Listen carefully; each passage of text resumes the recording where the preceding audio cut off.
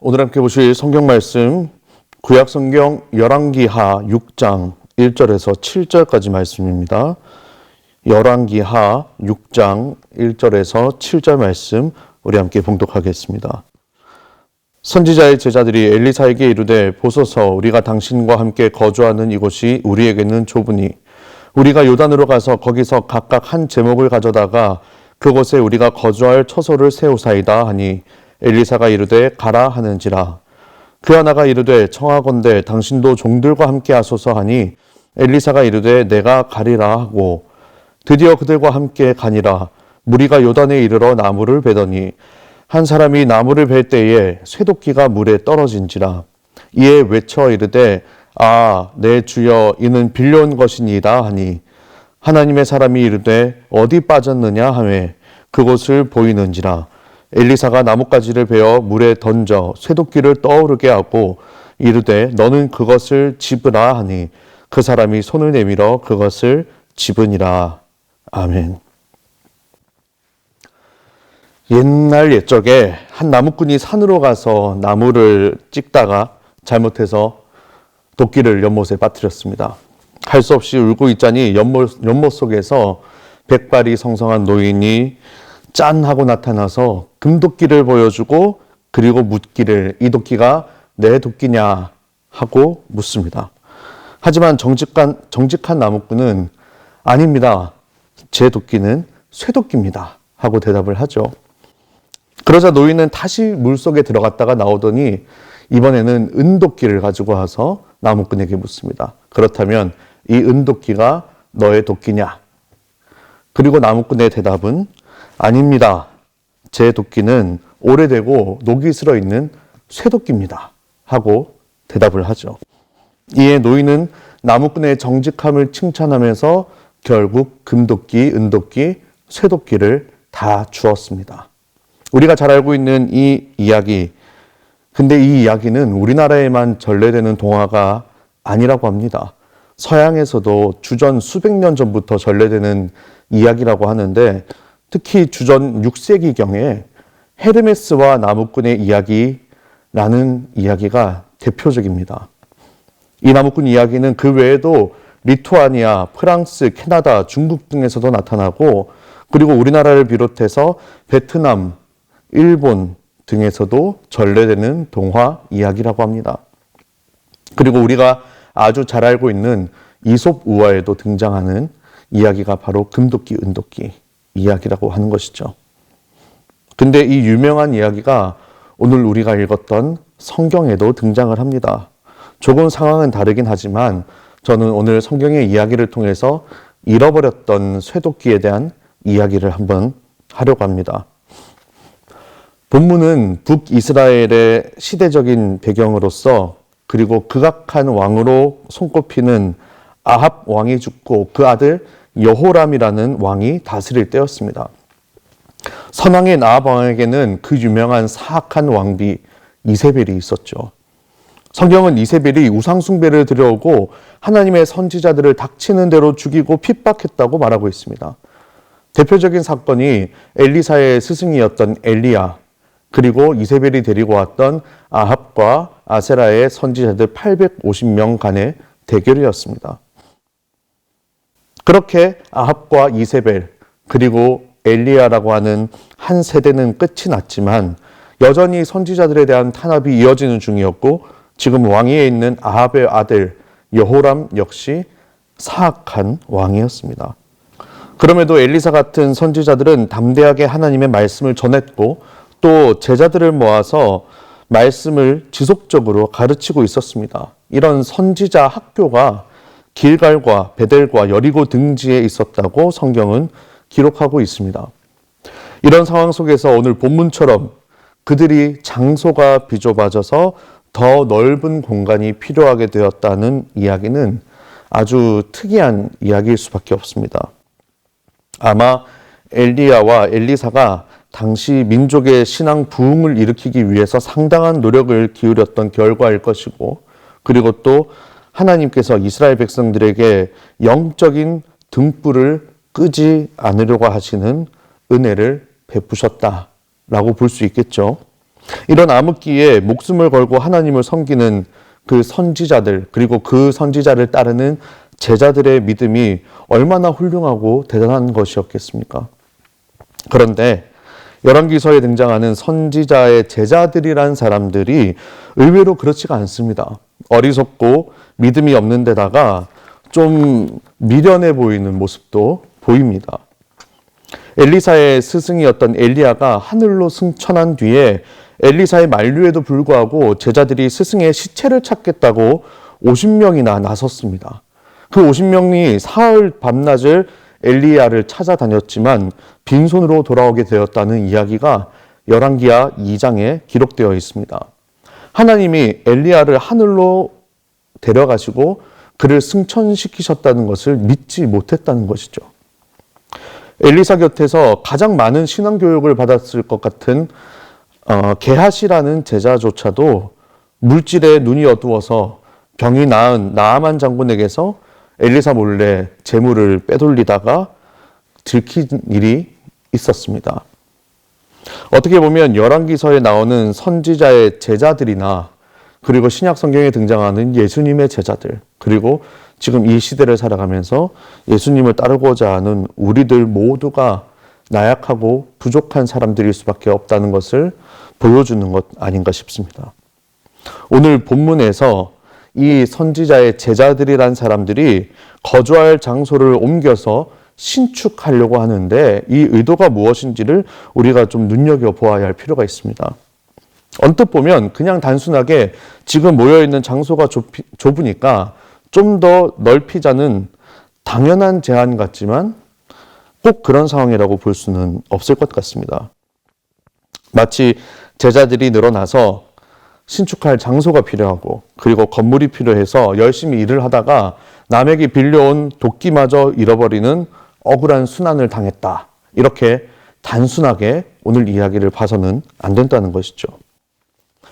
열왕기서의 역사를 기록한 열왕기사가는 무슨 의도로 이 에피소드를 한참 동안 열강의 틈바구니 속에서 비참하게 몰락해가는 이스라엘의 역사 중에 끼워 넣었냐는 것이 우리가 이 본문에 대해서 가져야 되는 의문입니다. 자, 우선 1절에 우리가 당신과 함께 거주하는 이곳이 우리에게 좁다라는 말을 원문대로 직역하면 의문문입니다. 보십시오. 우리가 이렇게 비좁게 거처하는 것이 당신에게는 보이지 않습니까? 하고 따지듯이 제자들이 묻고 있는 것이죠. 마치 엘리사가 자기들의 불편한 처지를 방치하고 있다고 탓하는 것 같습니다. 하지만 우리가 알고 있는 것처럼 엘리사는 늘 백성들의 마음을 잘 보살피고 그들에게 동정을 베풀었던 선지자였습니다. 그런데 제자들은 항상 자기 유리한 대로 오해를 하고 있는 것이죠. 그리고 제자들의 숫자가 늘어나다 보니까 무언가 자기들만의 힘으로 할 수 있을 것 같은 그런 분위기가 고조되어 있는 그런 배경입니다. 이어지는 2절에서도 우리가 요단으로 가서 거기서 각각 한 제목을 가져다가 그곳에 우리가 거주할 처소를 세우사이다 라고 되어 있는데 요단강 쪽에 가서 자기들의 거처를 새로 짓겠다는 겁니다. 이걸 원문대로 직역하면 우리가 우리를 위해서 세울 것입니다. 이 말입니다. 또 거기서 그곳에 라는 말은 이미 정해진 한 장소를 계속 강조하고 있는 것이죠. 자기네가 있을 곳을 자기들이 미리 물색을 해놓았고 그리고 심지어 정해놓았다는 겁니다. 그래서 꼭 거기다가 지어야 한다는 것이죠. 만약에 정말로 장소가 비좁아서 학교를 다시 짓고 그리고 제자들이 거주할 기숙사를 다시 짓는다면 그걸 주도해야 할 사람은 다름 아닌 엘리사였을 것입니다. 정말 비좁아서 운신이 어렵다면 당연히 스승인 엘리사가 그것을 발견하고 먼저 조치를 취하지 않았을까요? 엘리사 당시에 제자들이 모여있는 학교는 그들을 가르치는 교육 장소이기도 했지만 그들이 함께 모여 하나님께 예배를 드리는 예배의 처소이기도 했습니다.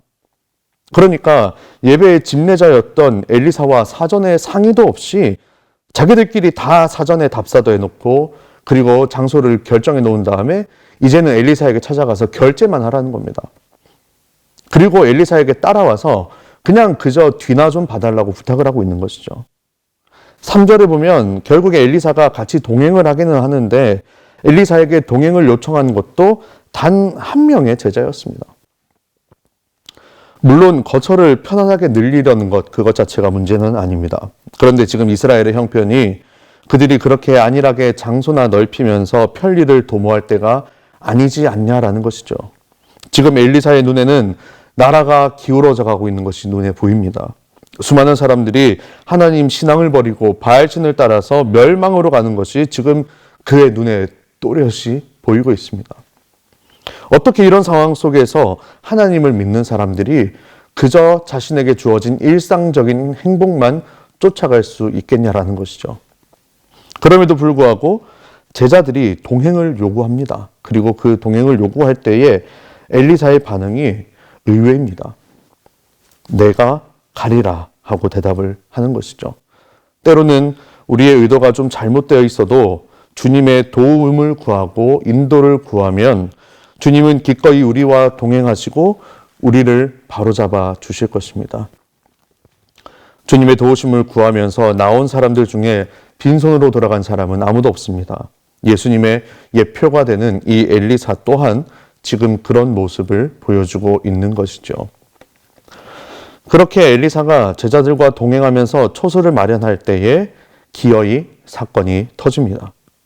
제자들 중 한 사람이 나무를 베다가 실수로 도끼를 강에 빠뜨린 것이죠. 본문에서 빌려온 쇠도끼를 빠뜨린 사람이 얼마나 놀랐는지 절망적으로 외칩니다. 5절 말씀, 아, 내 주여 이는 빌려온 것입니다. 가뜩이나 빈궁한 생활 속에 도끼값까지 물어줘야 되게 됐으니 눈물이 날 정도로 당황한 젊은이의 모습이 생생히 느껴지는 말씀입니다. 그 도끼는 제자들의 어려운 형편에 평소에 구비해 놓을 수 없는 귀중품이었을 것입니다. 남에게 아쉬운 소리를 하면서 빌릴 수밖에 없었고 그렇게 빌린 도끼를 잃어버리게 되었으니 이 젊은이가 엘리사를 향해서 울부짖을 수밖에 없었다라는 것이죠. 근데 당연하게 보이는 이 말씀 속에서 이 젊은이가 엘리사에게 부르짖으면서 그리고 자신의 상황을 토로했다라는 것을 우리가 눈여겨보아야 합니다. 분명히 현실적으로 보면 도끼는 이미 물속에 가라앉았습니다. 그런데 그럼에도 불구하고 이 제자는 엘리사에게 가서 도움을 요청을 하고 있는 것입니다. 성경의 역사를 보면 늘 하나님은 인간의 불가능으로부터 그 일을 시작하십니다. 모두가 불가능이라고 얘기하지만 그 일을 이루어내신 분이 하나님이셨다는 것입니다. 그렇게 하나님은 엘리사를 통해서 다시 한번 역사하십니다. 엘리사 선지자는 도끼가 빠진 장소를 묻고 나서 나뭇가지를 베어다가 그곳에 던져 놓습니다. 그러자 쇠도끼가 두둥실하고 수면 위로 떠오르게 됩니다. 젊은이는 손을 내밀어서 그 잃어버렸던 도끼를 짚습니다. 자, 이 장면을 머릿속으로 한번 그림을 그려보시면 좋을 것 같아요. 아마 도끼가 멀리 날아가게 되는 상황은 도끼를 가지고 나무를 향해서 힘차게 휘두르다가 놓쳤을 때, 혹은 나무에 박혀있는 도끼를 힘으로 빼려고 할 때, 그 과정에서 놓쳤을 때, 아마 이런 경우일 것입니다. 어떤 경우이든 간에 아주 강하게 힘을 주는 상황일 수밖에 없는데 그렇게 힘이 들어가 있는 상황에서 도끼를 놓쳤다면 당연히 도끼는 저 강 한가운데 먼 곳에 빠지게 될 것이고 결코 사람이 손을 뻗어서는 잡을 수 없는 그런 거리에 위치해 있었을 것입니다. 그러니까 엘리사가 나뭇가지를 던져서 도끼가 수면 위로 떠올랐다 하더라도 사람이 손을 내밀어서 그것을 집을 수 있는 거리가 결코 아니었을 것이라는 거죠. 만약에 사람이 손을 내밀어서 잡을 수 있는 정도의 거리였다면 그 물의 높이도 낮았을 것이고 그냥 발을 걷어붙이고 들어가서 집을 수 있는 정도의 웅덩이였을 것입니다. 그런데 본문은 분명하게 제자가 손을 내밀어서 그 도끼를 집었다라고 이야기를 하고 있는 것이죠. 여기서 떠오르게 하다라는 단어가 원어의 의미로는 떠다니다, 수영하다라는 의미로도 쓰이는 단어라고 합니다. 그러니까 말하자면 도끼가 수면 위로 쑥 하고 떠올랐는데 그 도끼가 제자가 있는 쪽을 향해서 헤엄치듯이 움직여 왔다라는 것이죠. 그렇게 육지 가까이에 도끼가 다다랐을 때 제자가 손을 내밀어서 그 도끼를 집을 수 있었다라는 것입니다. 우리가 믿기에는 정말로 어려운 놀라운 일이 벌어지고 있는 것이죠. 그런데 오늘 이야기가 그냥 이렇게 끝이 납니다. 도끼를 건져서 다시 나무를 베어서 새로운 처소를 마련했는지, 그리고 처소에서 어떤 일이 일어났는지, 그게 아니면 엘리사가 제자들을 나무라고 꾸짖어서 다시 다른 방법을 찾게 되었을지, 그 뒤의 이야기에 대해서 전혀 다루지 않고 오늘 이야기는 이렇게 마무리가 됩니다. 그리고 본문 이하 8절부터는 아람과의 전쟁 장면을 기록하고 있는 것이죠. 그렇다면 오늘의 이야기가 열왕기서라는 역사서에 왜 굳이 삽입되어 들어가 있었는지 저자의 의도를 파악하는 것이 우리의 임무입니다. 열왕기사가는 이 생뚱맞은 이야기를 통해서 당시 하나님께 묻지 않고 나라를 지키고 재건하려고 하는 어리석은 왕들에 대한 모습을 떠올리게 했던 것입니다. 그들은 위기 속에서 하나님께 나아오지 않았고, 그리고 하나님의 선지자들에게 묻지 않고 오히려 남의 나라의 군사력을 빌려서 정권을 유지하려고 했습니다. 마치 빌려온 쇠도끼를 잃어버렸던 것처럼 그 왕들이 결국에는 하나님의 능력이 아닌 다른 이방 대국들의 힘을 통해서 나라를 지키고자 했지만 그것을 잃어버릴 수밖에 없었던 쇠도끼처럼 결국에 나라를 잃어버릴 수밖에 없었고 북이스라엘은 결국 멸망할 수밖에 없었다라는 이야기를 하고 싶었던 것이죠. 제자들이 엘리사에게 부르짖었을 때에 그 위기를 극복할 수가 있었는데 이스라엘은 침몰해가면서도 마치 강에 빠진 도끼처럼 점점 가라앉으면서도 하나님께 돌아와서 부르짖을 생각을 하지 않았다라는 것입니다. 한 나라의 역사나 우리 개인의 인생이나 그런 면에선 마찬가지입니다. 내가 내 인생의 모든 계획을 나를 위해서 그리고 하나님이 아닌 다른 어떤가를 붙잡고 의존해서 그것을 이루려고 할 때에 그런 유혹이 우리에게 올 때에 하나님께서는 오늘 이 말씀을 기억하라고 우리에게 던져주시는 것입니다. 하나님은 엘리사처럼 우리가 의지할 때에 얼마든지 우리를 도우시고 우리 인생을 이끌어 주시는 분이라는 것이죠.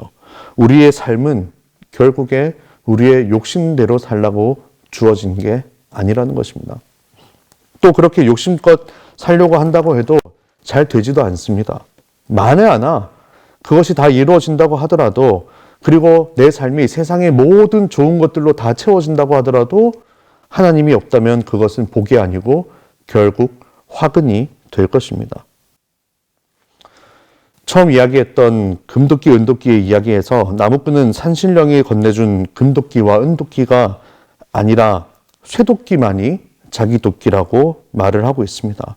물론 나무꾼이 욕심이 없고 정직한 사람이었기 때문에 그럴 수도 있지만 당장 지금 그에게 필요한 것은 그가 줄곧 사용해 왔고 자기 손에 매우 익어 있어서 나무를 잘 벨 수 있는 녹슨 쇠도끼였다는 것이죠. 결국 우리가 도끼라는 도구로 나무를 베는 것처럼 하나님께서 나라는 도구로 하나님의 일을 하신다라는 것입니다. 하나님께서 나라는 도구로 일을 하실 때에 우리가 기꺼이 나의 욕심과 그리고 나의 생각을 내려놓고 도구로서의 삶을 살아가실 수 있기를 바랍니다. 그리고 하나님이 지금 내 손에 있는 도끼가 누구의 것이냐고 물을 때에 우리는 나 또한 하나님의 것이며 내 손에 쥐어져 있는 이 도끼 또한 하나님의 것입니다라고 고백할 수 있어야 하겠습니다.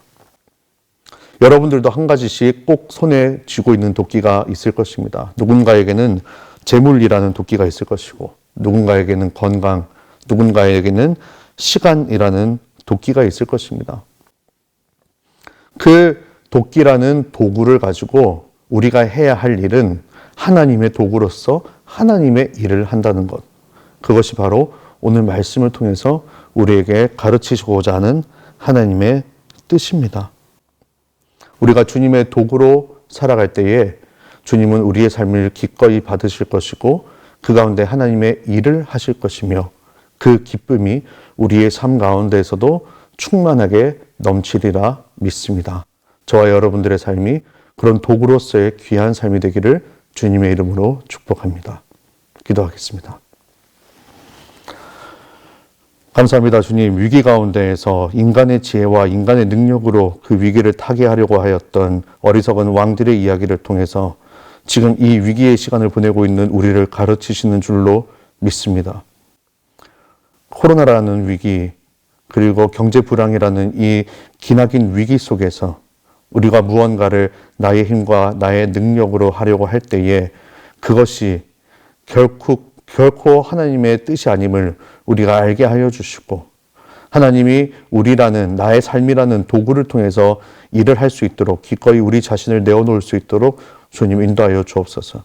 그리고 뿐만 아니라 우리의 손에 쥐어져 있는 재물, 시간, 건강, 그 외에 수많은 도끼와 같은 도구들을 가지고서 우리의 욕심을 채우는 데 사용하는 것이 아니라 하나님의 나라를 이루고 하나님의 뜻을 이루는 데 사용할 수 있는 진정한 주님의 도구로서의 삶을 살아갈 수 있도록 주님 늘 우리와 함께하여 주시옵소서. 감사드리며 예수님의 이름으로 기도드렸습니다. 아멘.